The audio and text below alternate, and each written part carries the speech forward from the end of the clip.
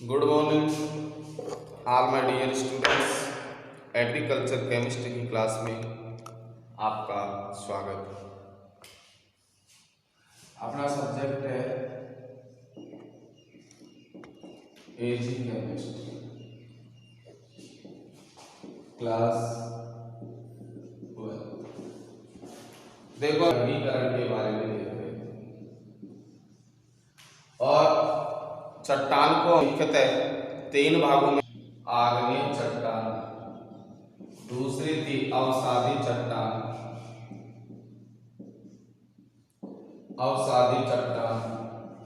तीसरी थी रूपांतरित चट्टान।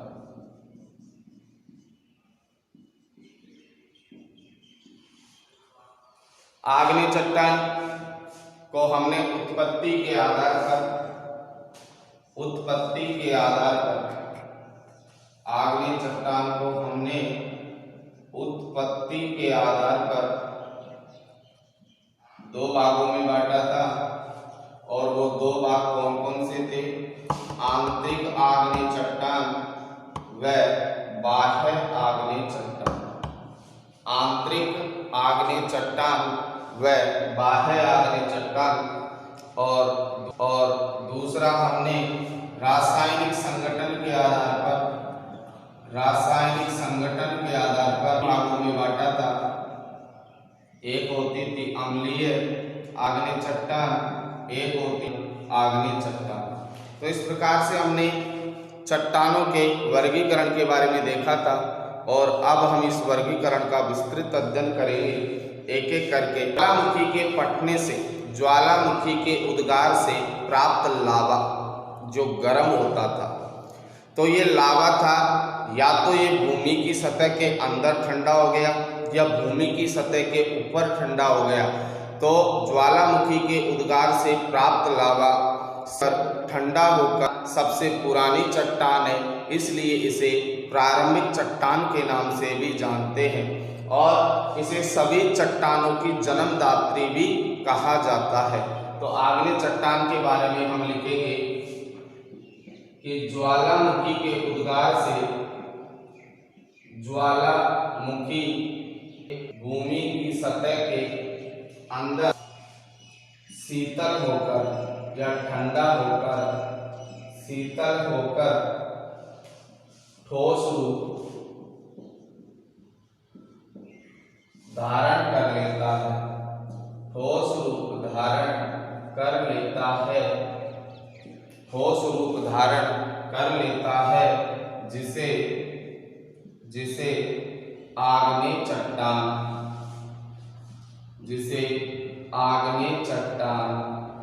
कहते हैं। आग्नेय चट्टान की परिभाषा देखी हमने। अब आग्नेय चट्टान को प्रारंभिक चट्टान क्यों कहा है?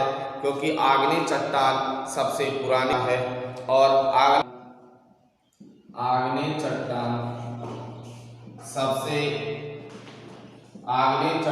सबसे पुरानी चट्टान है। इसलिए इसे प्राचीन है कि आग्नेय सभी चट्टानों की जन्मदात्री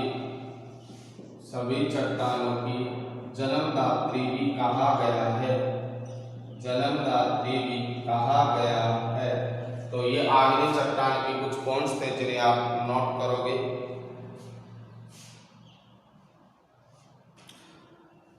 और आग्नेय चट्टान का लगभग थलमंडल पर 95% भाग होता है, अर्थात सभी चट्टानों को सम्मिलित रूप से देखा जाए तो सबसे ज्यादा मात्रा में जो चट्टान पाई जाती है वो कौन सी चट्टान पाई जाती है? आग्नेय चट्टान। एक पॉइंट और बढ़ा सकते हैं इसके अंदर। चट्टान लगभग अन्य चट्टानों 95% भाग, आग्नेय चट्टान थलमंडल पर लगभग 95% भाग के रूप में उपस्थित होती है। अर्थात अर्थात थल मंडल पर आग्नेय चट्टान ही पाई जाती है। आग्नेय चट्टान ही पाई जाती है। आग्नेय चट्टान ही होगी से आग्नेय चट्टान के पॉइंट।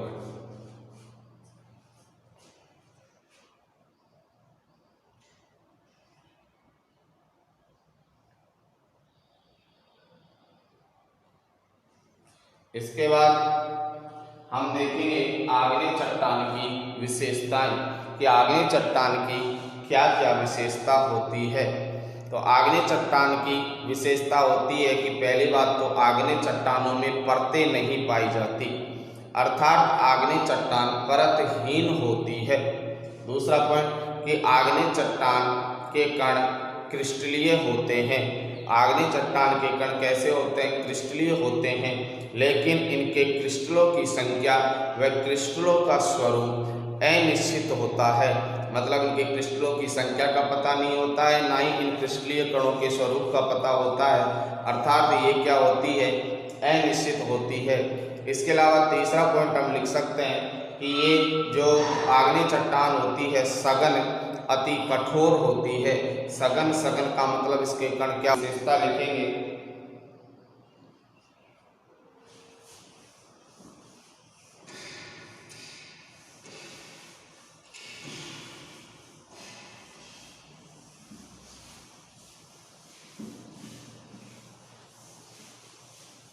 तो हेडिंग रहेगी हमारी आग्नेय चट्टान की विशेषताएं। आग्नेय चट्टान की विशेषताएं।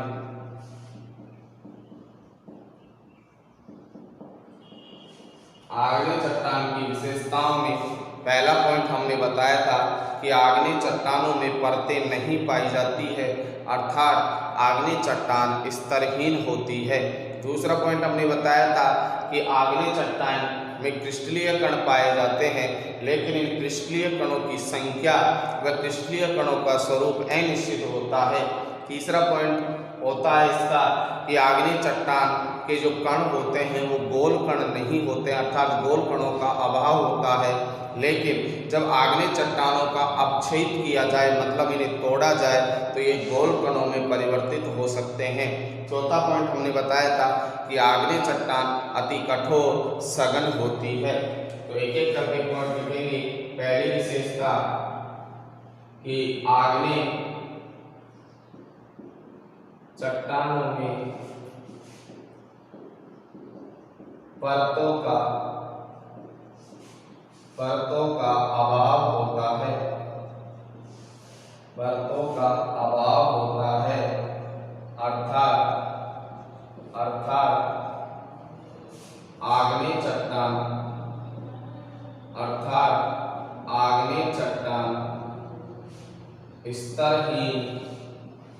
स्तरहीन या उर्दू में परतहीन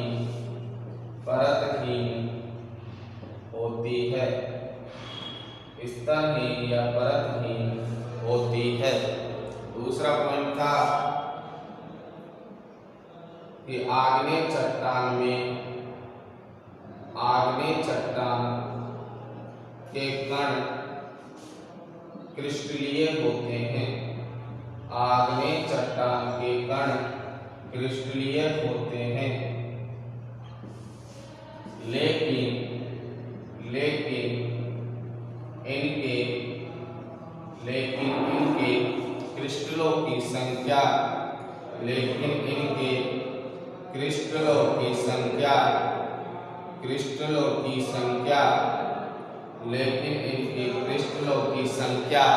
व इनका स्वरूप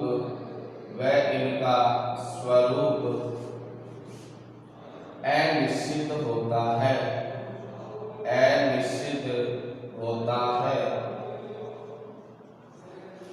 तीसरा पॉइंट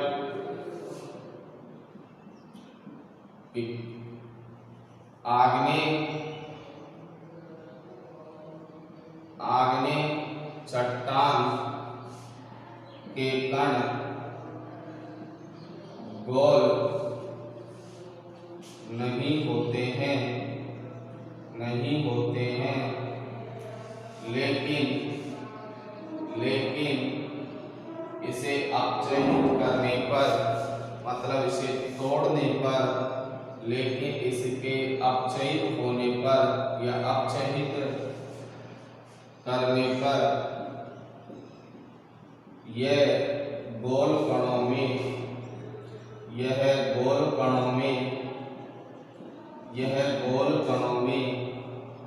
परिवर्तित हो सकते हैं। गोल कणों में परिवर्तित हो सकते हैं। नंबर 4, आग्नेय चट्टान सघन, अति कठोर व संगठनात्मक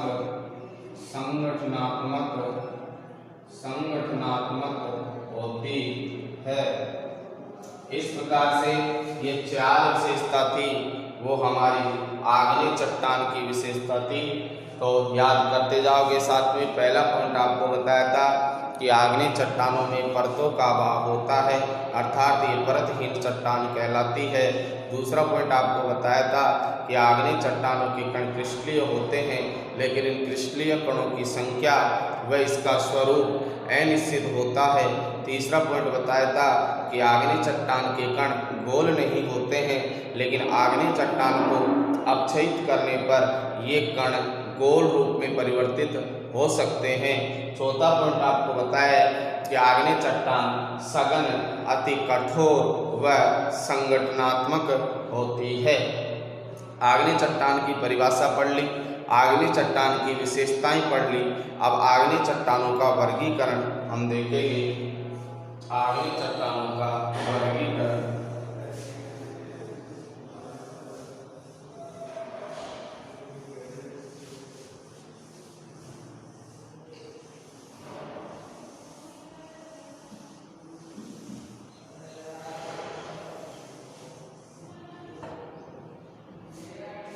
तो हेडिंग आग्नेय चट्टानों का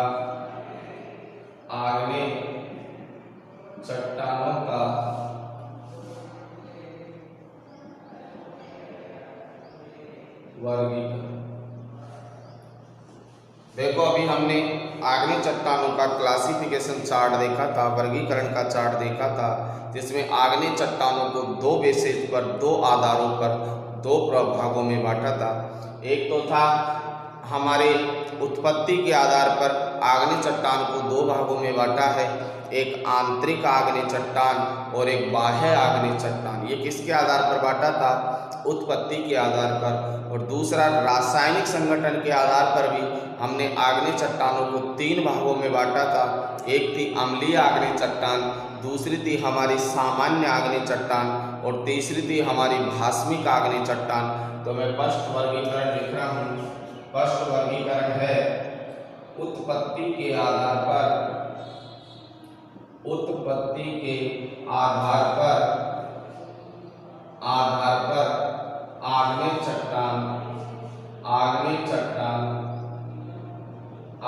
चट्टान का वर्गीकरण। तो उत्पत्ति के आधार पर आग्नेय चट्टान को हमने कितने भागों में बांटा है? 2 भागों में। तो इसके अंदर लिखेंगे इसके आधार पर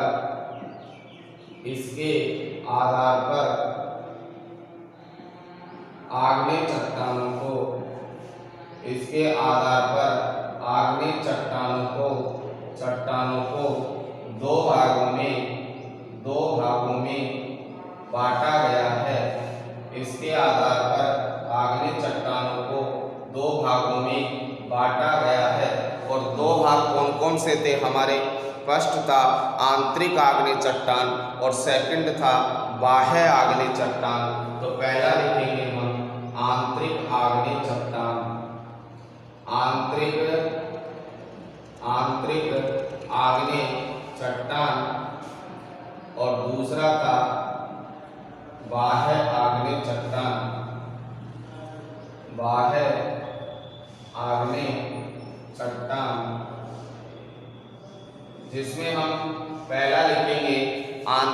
आग्नेय चट्टान। तो पहला नंबर है आंतरिक आग्नेय चट्टान, आंतरिक आग्नेय चट्टान, आग्नेय चट्टान। देखो आंतरिक आग्नेय चट्टान और बाह्य आग्नेय चट्टान में माइनर अंतर है, छोटा सा अंतर है कि वही ज्वालामुखी के फटने से जो तप्त लावा आपको प्राप्त हुआ है, जब वो लावा भूमि की सतह के अंदर ही ठंडा होकर ठोस रूप धारण कर लेता है तो उसे तो कह देंगे आंतरिक। आंतरिक का मतलब भूमि के अंदर ठंडा होकर ठोस रूप धारण कर लेता है तो उसे तो क्या कह देंगे आंतरिक आग्नेय चट्टान। और जब ज्वालामुखी के उद्गार से प्राप्त लावा भूमि की सतह के अंदर नहीं होकर कहाँ भूमि की सतह के बाहर ठंडा होकर ठोस रूप धारण कर लेता है तो उसे क्या कह देंगे बाह्य आग्नेय चट्टान। तो उत्पत्ति के आधार पर इसे कितने भागों में डिवाइड कर दिया, 2 भागों में। तो आंतरिक आग्नेय चट्टान के अंदर लिखेंगे कि ज्वालामुखी के उद्गार, ज्वालामुखी के उद्गार से प्राप्त तप्त लावा जब भूमि की सतह के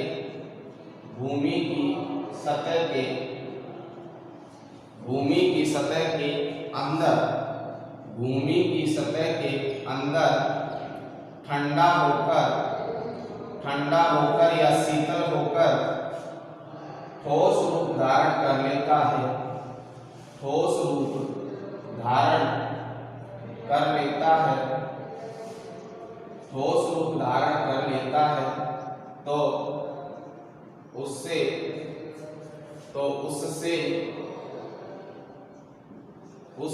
बनी चट्टान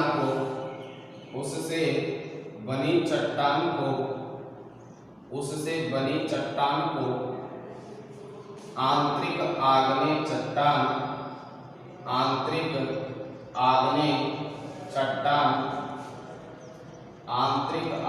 चट्टान कहते हैं, आंतरिक आग्नेय चट्टान कहते हैं।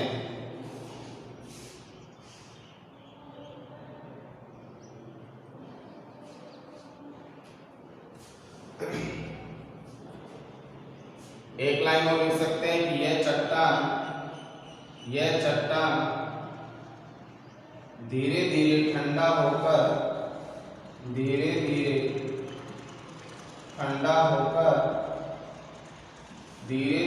ठंडा होकर क्रिस्टलीय रूप धारण कर लेती है, क्रिस्टलीय रूप धारण कर लेती है। इसके उदाहरण कौन कौन से हैं? एग्जाम्पल है ग्रेनाइट, आंतरिक आग्नेय चट्टान का उदाहरण है। क्वार्ट्ज, आंतरिक आग्नेय चट्टान का उदाहरण है। इसके अलावा डायोराइट और सिएनाइट भी लिख सकते हैं। डायोराइट और सिएनाइट ये भी कौन सी चट्टान के उदाहरण है? आंतरिक आग्नेय चट्टान के।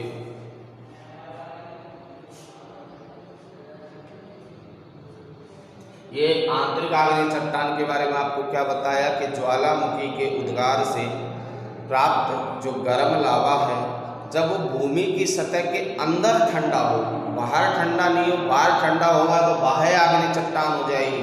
तो भूमि की सतह के अंदर ठंडा होने पर प्राप्त जो ठोस रूप होता है वो हमारा आंतरिक आग्नेय चट्टान कहलाता है। आंतरिक आग्नेय चट्टान के बाद में दूसरा हम लिखेंगे बाह्य आग्नेय चट्टान, बाह्य आग्नेय चट्टान। आंतरिक आग्नेय चट्टान के बाद में दूसरा है हमारा बाह्य आग्नेय चट्टान। तो कुछ नहीं करना, बाह्य आग्नेय चट्टान में भूमि की सतह के अंदर के स्थान पर कहाँ ठंडा होना है? बाहर। तो लिखेंगे इसके अंदर ज्वालामुखी के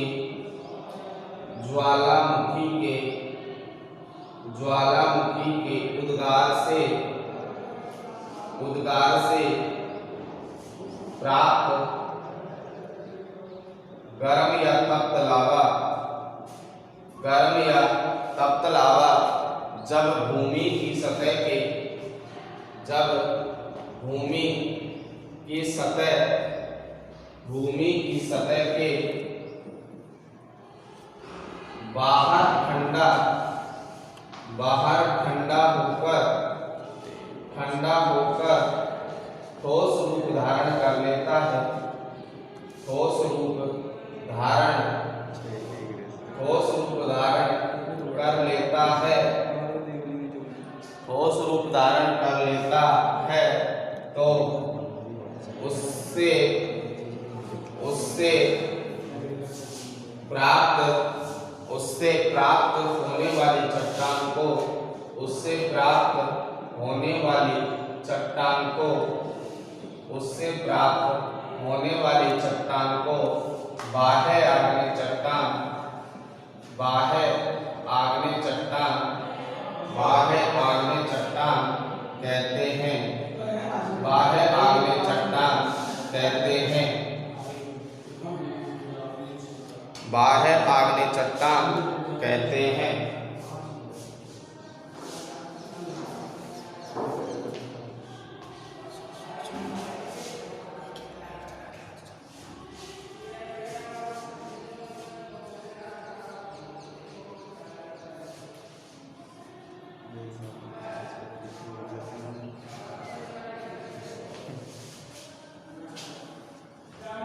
इसके उदाहरण बाह्य आग्नेय चट्टान के बेसाल्ट व रायोलाइट, इसके एग्जाम्पल हम लिख सकते हैं बेसाल्ट व रायोलाइट। बाह्य आग्नेय चट्टान के उदाहरण है बेसाल्ट, बेसाल्ट और रायोलाइट। देखो आंतरिक आग्नेय चट्टान के उदाहरण हमने क्या देखे थे? आंतरिक आग्नेय चट्टान के उदाहरण में ग्रेनाइट, क्वार्ट्ज, सिएनाइट व डायोराइट। और बाह्य आग्नेय चट्टान के उदाहरण दो हैं, बेसाल्ट व रायोलाइट। कौन से आग्नेय चट्टान है? बाह्य का मतलब ये भूमि की सतह के बाहर पाई जाती है, जबकि क्वार्ट्ज, ग्रेनाइट आदि है वो भूमि की सतह के अंदर पाई जाने वाली आग्नेय चट्टान है। तो ये हमने आग्नेय चट्टान का वर्गीकरण किसके आधार पर देखा है? उत्पत्ति के आधार पर। इसके बाद रासायनिक संगठन के आधार पर भी आग्नेय चट्टानों को कितने भागों में बांटा गया है? 3 भागों में बांटा गया। और 3 भाग कौन कौन से थे?